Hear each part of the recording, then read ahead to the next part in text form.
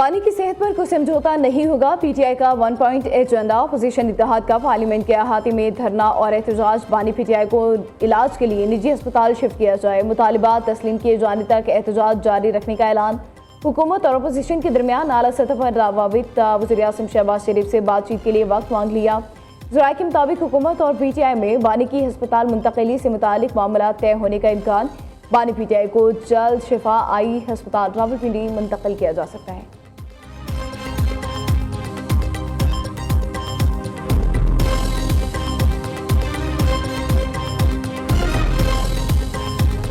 आँख के इलाज की तो ये बिल्कुल इसमें भी झूठ बोल रहे हैं। उन्होंने कहा है उनके लीडर्स ने भी और अलीमा खान साहबा ने भी कि जी 4 माह से वो कंप्लेंट कर रहे थे, इसके बावजूद जो है वो उनको इलाज की सहूलत मुहैया नहीं की गई। भाई 2 दिसंबर को तो उनकी बहन उज़मा खान साहबा उनसे मिली है। उनसे पूछा साहबी ने कि जी उनकी सेहत कैसी है, तो वो कहती है अल्हम्दुलिल्लाह। प्राइम मिनिस्टर ने 3 दफ़ा इनको जो है वो ऑफर की है, दावत दी है, बल्कि यहाँ तक भी कहा है कि अगर आप मेरे पास नहीं आना चाहते तो आप स्पीकर चैम्बर आते रहते हैं, कोई टाइम रखें और मुझे वहाँ पे बुला लें।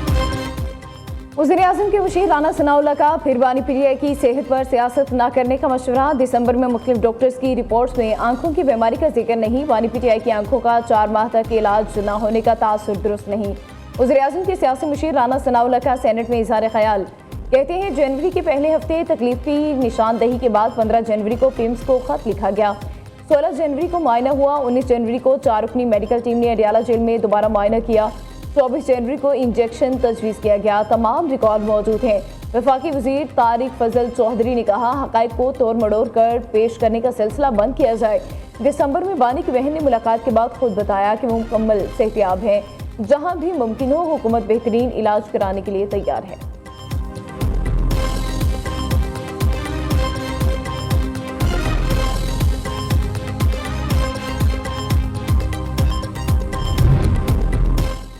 सेनेट इजलास में बानी पीटीआई की सेहत से मुतालिक करारदाद मुस्तरद। अपोजिशन अरकान का एहतजाज। प्रिसाइडिंग ऑफिसर के डाइस का घेराव। करारदाद बानी पीटीआई की सेहत से मुतालिक है, उसका उनकी ज़ात से कोई ताल्लुक नहीं। मामला इंसानी बुनियादों पर उठाया जा रहा है।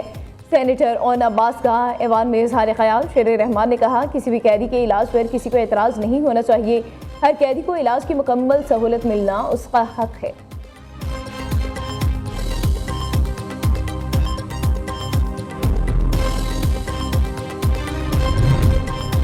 हुकूमत का बानी पीटीआई को अडियाला से इस्लामाबाद जेल मुंतकिल करने का ऐलान। बानी पीटीआई को अगर सजा इस्लामाबाद की अदालत से हुई तो उन्हें इस्लामाबाद जेल मुंतकिल किया जाएगा। जेल के अंदर तमाम तिब्बी सहूलियात मौजूद हैं।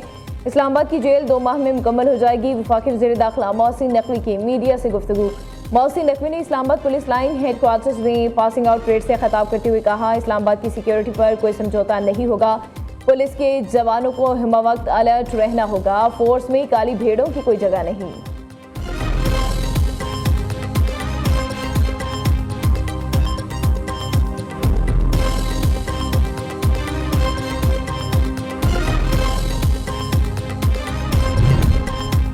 वज़ीर आज़म का बांग्लादेश नेशनलिस्ट पार्टी के सरबराह तारिक रहमान से टेलीफोनिक राबता। इंतखाबी कामयाबी पर मुबारकबाद दी। वज़ीर आज़म शहबाज शरीफ ने तारिक रहमान को जल्द पाकिस्तान के दौरे की दावत भी दी। एलामी के मुताबिक वज़ीर आज़म ने बांग्लादेश के अवाम को कामयाब आम इंतखाबात के इनेकाद पर मुबारकबाद पेश की।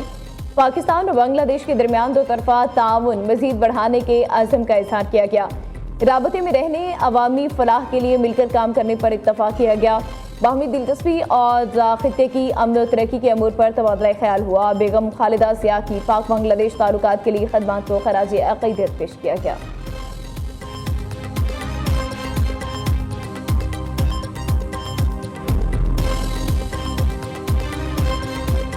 बांग्लादेश इंतखाबात। खालिदा ज़िया पार्टी की तारीखी फतह 2/3 अक्सरियत मिल गई। इलेक्शन कमीशन के मुताबिक बांग्लादेश नेशनलिस्ट पार्टी इत्तेहाद 297 में से 212 सीटों पर कामयाब हुई।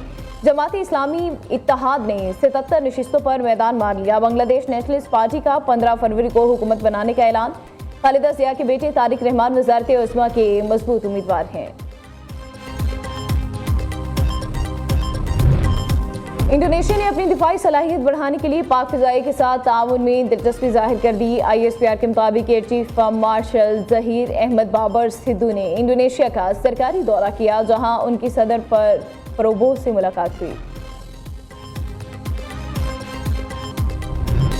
कराची में सुपर हाईवे पर अलमनाक ट्रैफिक हादसा। कठोर के करीब ऑयल टैंकर और बस समेत मुतादिद गाड़ियां टकरा गई। 3 ख़वातीन और 4 बच्चों समेत 13 अफराद जाम बहक। मुतादिद अफराद पुल से नीचे गिरकर जख्मी हुए, तिबी इमदाद के लिए अस्पताल मुंतकिल।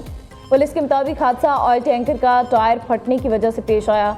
सदर मुमलिकत आसिफ अली जरदारी, वज़ीर आज़म शहबाज शरीफ और गवर्नर सिंध कामरान तेसूरी का हादसे में कीमती जानों के ज़िया पर इजहार अफसोस। आसिफ अली जरदारी की जख्मियों को फौरी और बेहतरीन तिब्बी सहूलतें फराहम करने की हिदायत। गवर्नर सिंह ने IG सिंध जावेद आलम ऑर्डर से फौरी रिपोर्ट तलब कर ली।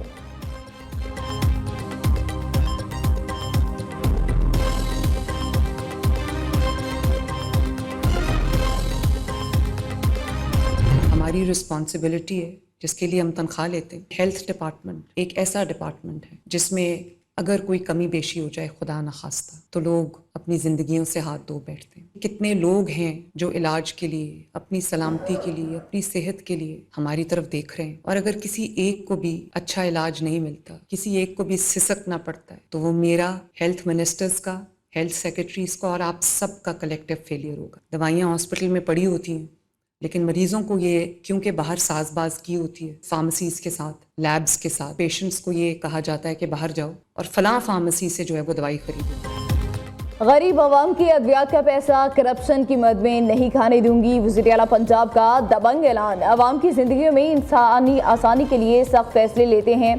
किसी एक को अच्छा इलाज नहीं मिलता तो ये हम सब की नाकामी होगी। मेरे आने से पहले हेल्थ का बजट 399 अरब था, जो आज 630 अरब रुपए हो चुका। माजी में अद्वियात मौजूद होने के बावजूद मरीजों को नहीं दी जाती थी। फार्मेसी वालों के साथ साजबाज करके अद्वियात बेचना अफसोसनाक है।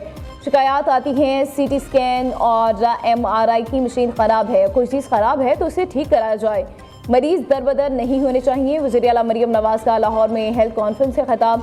बच्चों के दिल की सर्जरी प्रोग्राम में तकरीर करते हुए कहा, पंजाब में 10,000 बच्चों के दिल का ऑपरेशन करने से उन्हें नई जिंदगी मिली। खैबर पख्तूनख्वा, सिंध, आज़ाद कश्मीर और गिलगित बल्तिस्तान के बच्चों का भी इलाज किया गया।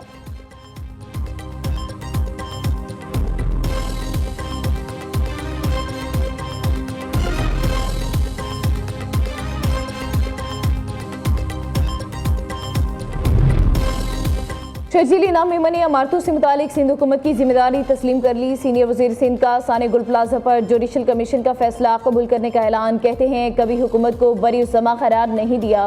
गुल प्लाजा की तामीर में रूल्स की खिलाफ वर्जी की गई। प्लाजा इंतजामी को वार्निंग दी गई थी मगर अमल नहीं किया गया।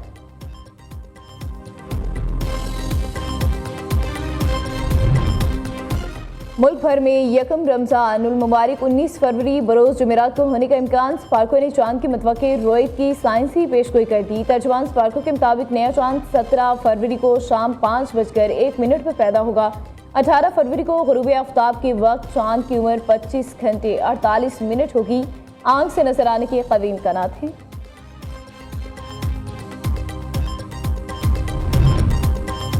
मुल्क भर में आज मौसम खुश्क रहेगा। रात और सुबह में सर्दी की शिद्दत बरकरार रहेगी। महकमा मौसमियात के मुताबिक गिलगित बल्तिस्तान और कश्मीर के शुमाली पहाड़ी इलाकों में हल्की बर्फबारी और जुज़वी तौर पर बादल छाए रहने का इम्कान।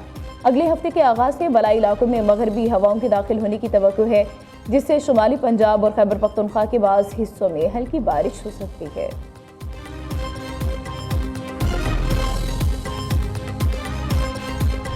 मैं समझता हूँ बसंत का रिवाइवल में, और सबसे बड़ी बात यह है, शुक्र है कोई हादसा नहीं हुआ। कितने लोग बाहर से आके खुशियां हासिल करते, कितना पाकिस्तान का अच्छा इमेज दुनिया में जाता है। सो मैं समझता हूँ जिसका जो बनता है उसका क्रेडिट जरूर उसको देना चाहिए, और आइंदा भी इस तरह के इवेंट्स होने चाहिए, होते रहने चाहिए, और बाकी जो सूबे हैं उनको भी जरूर इस तरह की एक्टिविटीज में हिस्सा लेना। बसंत का त्यौहार अच्छा मौका था, जो अच्छा काम करे उसे सराहना चाहिए। गुलकार इब्रारुल हक की लंदन में फंड रेसिंग प्रोग्राम से कबल मीडिया से गुफ्तगू। कहा दूसरे सूबे भी इस त्यौहार को मनाएं।